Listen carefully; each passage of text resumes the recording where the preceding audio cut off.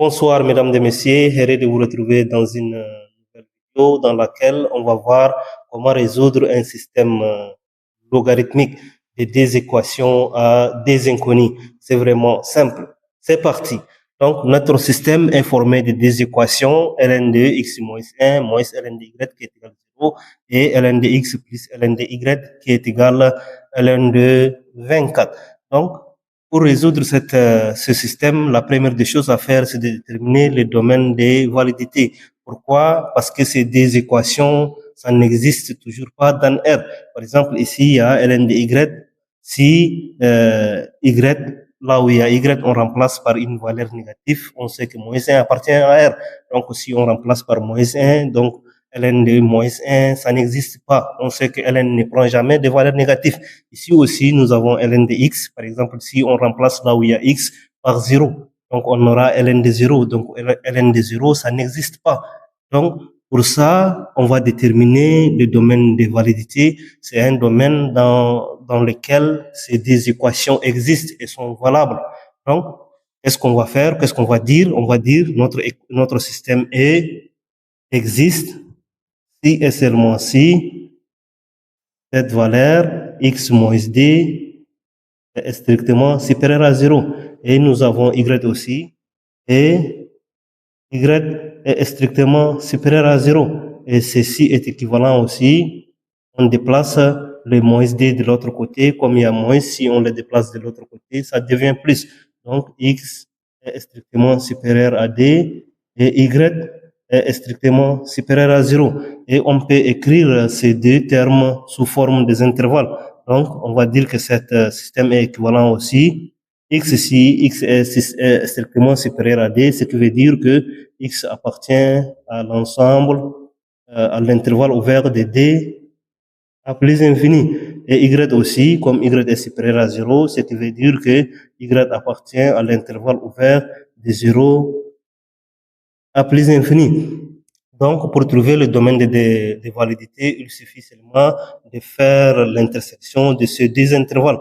Donc, l'intersection de ces deux intervalles est égale à le domaine de validité de ce système. Donc, qu'est-ce qu'on va dire? Domaine de validité est égal à l'intervalle ouvert de 0 à plus infini inter l'intervalle ouvert de d à plus infini. Pour trouver l'inter de ces deux intervalles, c'est vraiment simple. Il suffit seulement de faire une droite et de placer les valeurs. Ici, nous avons 0, on place 0 ici. Et ici, nous avons d, il est quelque part ici. Donc, on achire comme c'est de 0 à plus infini, on va achirer de 0 à plus infini. Et ici, de d à plus infini, on va achirer de d à plus infini. Et là où est achiré deux fois, c'est-à-dire à partir de là, ça c'est notre intervalle, c'est l'intersection de ces deux intervalles.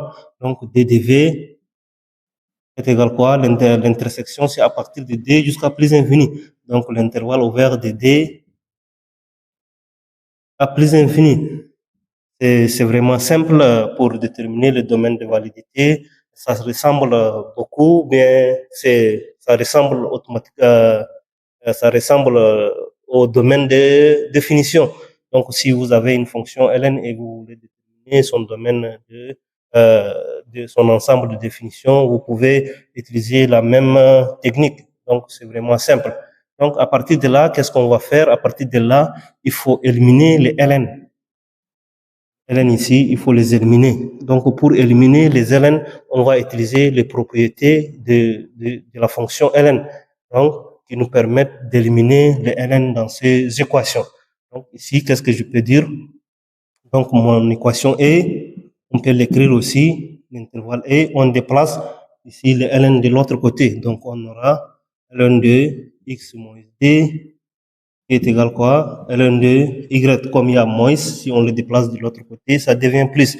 Et ici, on va tout simplement appliquer cette propriété qui nous dit ln de a plus ln de b est égal aussi ln de a fois b. Donc, on va utiliser cette propriété pour simplifier la deuxième équation. Donc, ln de x plus ln de y est égal aussi ln de x fois ln de y. Et ceci est égal ln de 24. Donc, ceci, l'équation in, et ça, c'est l'équation d. Donc, à partir de là, on va utiliser une autre propriété de la fonction ln qui nous dit si, par exemple, tu as ln de a qui est égal ln de b, ce qui veut dire tout simplement que a est égal b. Donc, on va utiliser cette propriété pour éliminer les ln que nous avons ici dans les deux équations. Donc, on va dire notre système est équivalent aussi, comme ici, ln de x moins d est égal à ln de y, ce qui équivaut à dire que x moins d est égal à y. Ça, c'est notre équation in. Et ici, nous avons ln de x fois y qui est égal à ln de 24. Donc, ce qui veut dire que x fois y est égal à 24.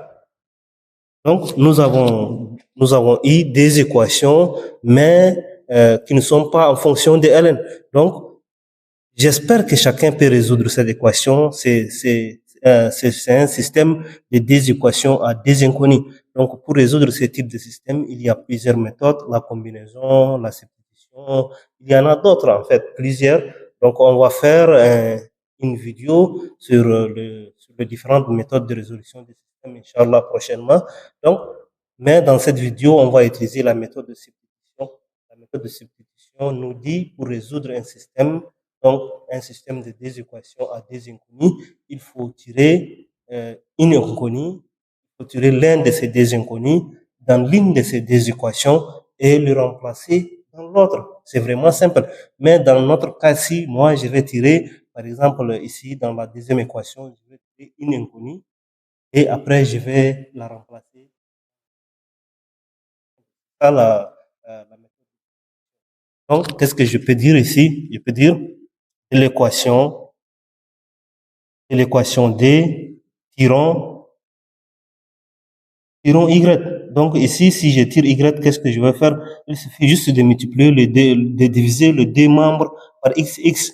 Donc, ici, pour tirer, donc, j'ai X fois Y, je le divise par X. Et si je divise ce membre par X, je dois aussi diviser l'autre membre par X. Donc, 24 divisé par X. Et ici, je simplifie le XX et ça va me rester Y. Donc, j'ai tiré mon Y. Donc, qu'est-ce que je vais faire? Y qui est égal à 24 divisé par X. Je vais noter mon troisième équation. Et qu'est-ce que je vais dire? Je vais dire injectons l'équation numéro 3 dans l'équation in. Vous voyez, je vais injecter cette équation dans cette équation. Et comme ça, je peux avoir une expression en fonction seulement de x. Vous voyez, une expression en fonction seulement de x. Donc, à partir de ces moments, je peux tirer le x, donc mon inconnu x. Donc ici, si je remplace, qu'est-ce que j'aurai? Si je remplace là où il y a y par cette expression, par l'équation numéro 3, donc l'équation in devient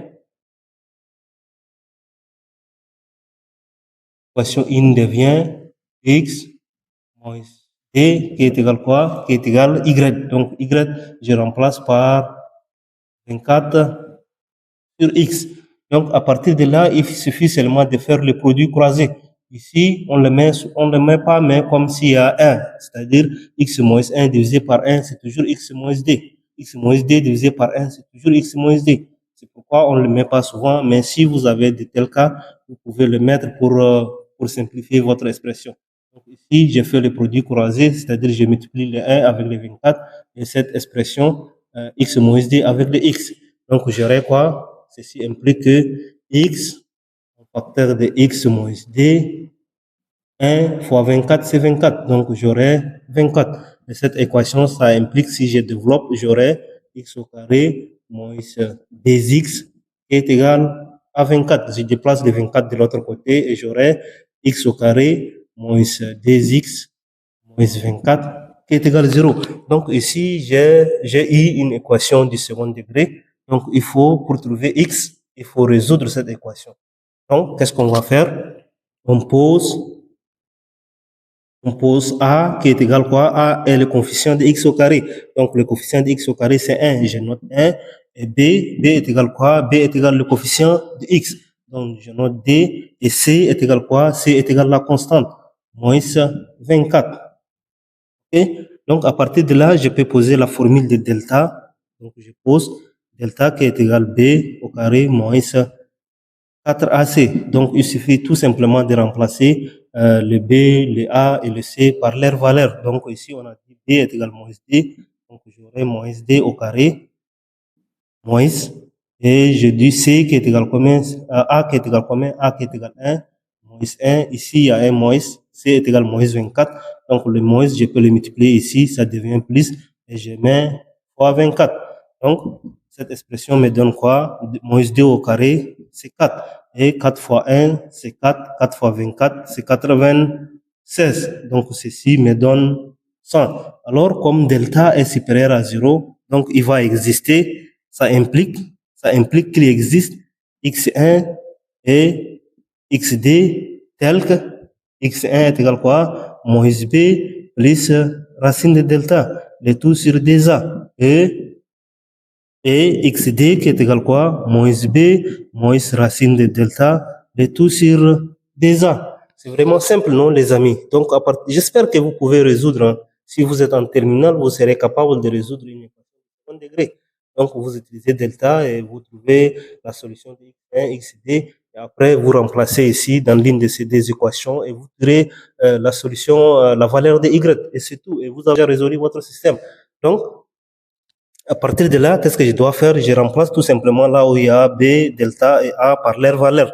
Donc, si je remplace ici x1, j'obtiens quoi? x1 est égal à moins B.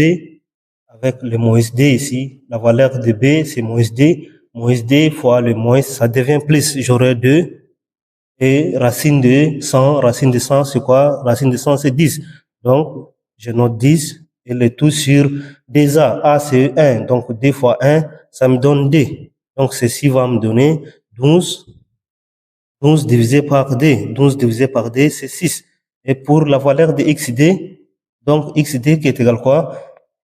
Je remplace là où il y a le B, le delta et le A par leur valeur. Donc, ici, comme le B, c'est moins D, avec le moins de B, ça devient plus.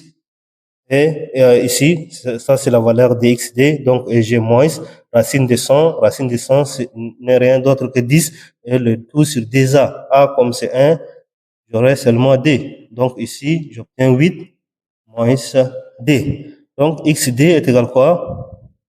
XD moins 8 divisé par D, c'est 4. Donc j'ai déjà eu la valeur de X qui est égal quoi? X qui est égal x1, xd. Donc, je dois remplacer ici dans l'une de ces deux équations pour chercher la valeur de y1 et yd. Ok? Donc, je vais mettre le 2dv, c'est important, je vais l'écrire ici, quelque part ici. Je l'écris ici. Donc, mon 2dv, domaine de validité, donc c'est l'intervalle ouvert de d à plus infini, des amis. Donc, ça, c'est mon D. Et je fasse cette partie pour voir la suite de notre résolution.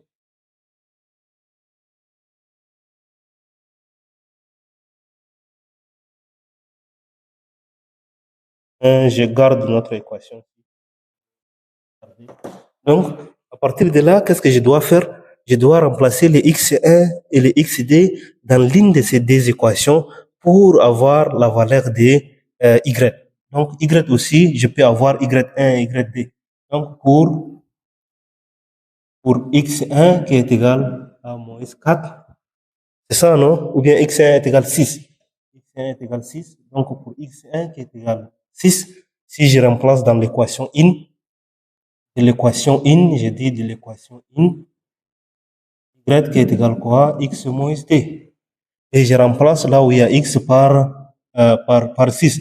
J'aurai quoi? J'aurai 6 moins d. Donc, 6 moins d me donne y1 qui est égal à quoi? Ici, je mets y1, aussi x1. Donc, ici, j'aurai quoi? 6 moins d, ça me donne 4. Et de l'équation, toujours de l'équation in, yd qui est égal à quoi? xd moins d. Donc, je sais que xd est égal à quoi? Xd est égal à moins 4. Donc, je mets ici moins 4, moins D. Donc, YD qui est égal quoi? YD qui est égal moins 6. Vous voyez? YD qui est égal moins 6. Donc, toutes les solutions que j'ai trouvées X1 qui est égal 6 et XD qui est égal moins 4. C'est ça, non? XD qui est égal moins 4 et Y1 qui est égal 4 et YD qui est égal moins 6. Vous voyez? YD qui est égal moins 6. Ou si vous voyez notre DDV, quelle est parmi ces quatre valeurs qui n'appartiennent pas à notre DDV? Donc, le 6, on sait que le 6 n'appartient pas à notre DDV et le moins 4 aussi n'appartient pas à notre DDV parce que notre intervalle c'est DD à plus infini.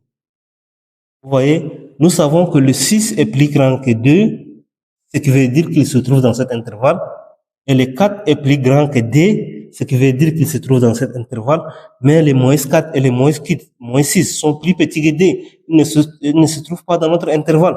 Donc, on va dire comme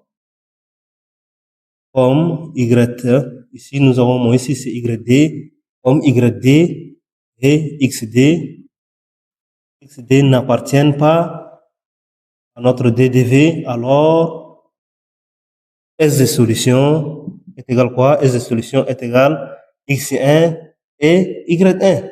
Donc, le plus petit, on le met à gauche, c'est-à-dire X1 est égal 4, on le met, le 4, on le met à gauche, et XD est égal 6, on le met à droite. Il est plus grand que 4. Donc, notre solution, notre S de solution, c'est ça.